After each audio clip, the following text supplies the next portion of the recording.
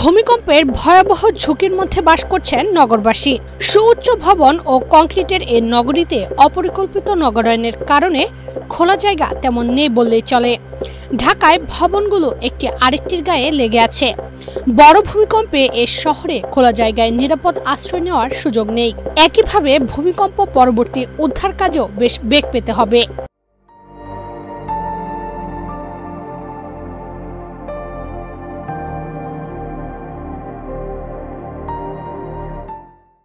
ঢাকার কম বেশি সব এলাকায় ভূমিকম্পের ঝুঁকির মধ্যে রয়েছে, তবে এর মধ্যে 15টি এলাকা ভয়ঙ্কর ঝুঁকিতে আছে।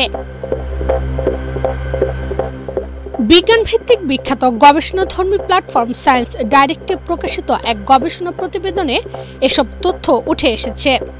গবেষণায় রাজধানী উন্নয়ন কর্তৃপক্ষের GIS ডাটাবেজের তথ্য ব্যবহার করা হয়েছে।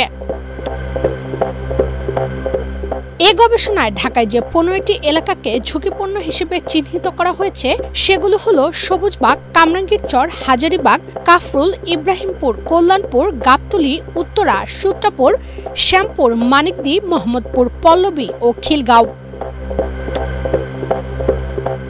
ভবন নির্মাণের বিল্ডিং কোড না মানা, পুরনো জরাজীর্ণ বিল্ডিং, অতিরিক্ত মানুষের বাস, একটির সঙ্গে লাগোয়া আরেকটি ভবন, এলাকায় বিপজ্জনক দাহ্য পদার্থের গোডাউন, ভালো যোগাযোগ ব্যবস্থার অভাব, পর্যাপ্ত খোলা স্থানের অভাব, হাসপাতাল না থাকা এবং ভূমিকম্পের পরে সহজে উদ্ধার কাজ করতে না পারার বিষয়গুলোকে গুরুত্ব দিয়ে এ তালিকা তৈরি করা হয়েছে।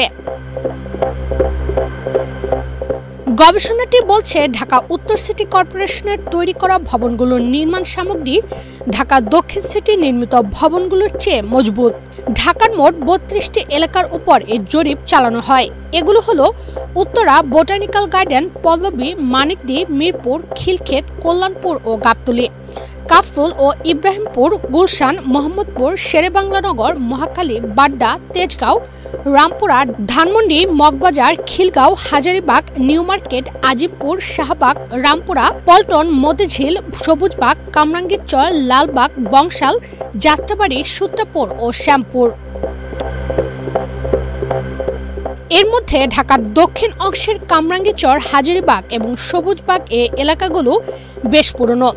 এসব এলাকার রাস্তাঘাট বেশ সংকীর্ণ, ভবনগুলো বেশ পুরনো, ঘনবসতিও বেশি। ভূমিকম্পে এসব এলাকায় ক্ষয়ক্ষতিও বেশি হবে বলে আশঙ্কা রয়েছে। এমনকি ভূমিকম্প পরবর্তী উদ্ধার কার্যক্রম চালাতেও এসব এলাকায় হিমশিম খেতে হবে।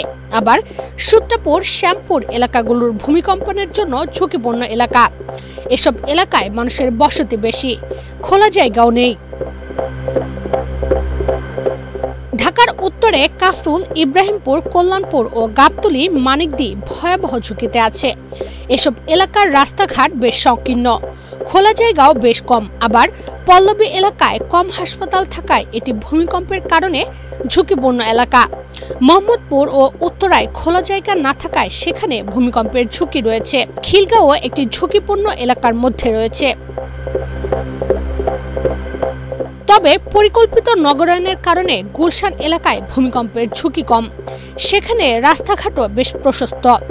অন্যদিকে রমনা, শাহবাগ, আজিমপুর এসব এলাকাতেও ঝুঁকি কম, কারণ সেখানে রমনা পার্ক ও সোহরাওয়ার্দী উদ্যানের মতন খোলা জায়গা রয়েছে। লালবাগ এলাকায় লালবাগ কেল্লা থাকায় এর ঝুঁকিও কম।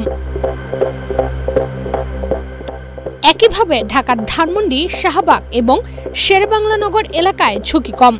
এসব এলাকায় সরকারি বেসরকারি হাসপাতাল থাকায় ভূমিকম্প পরবর্তী সেবা নিতে সহজ হবে।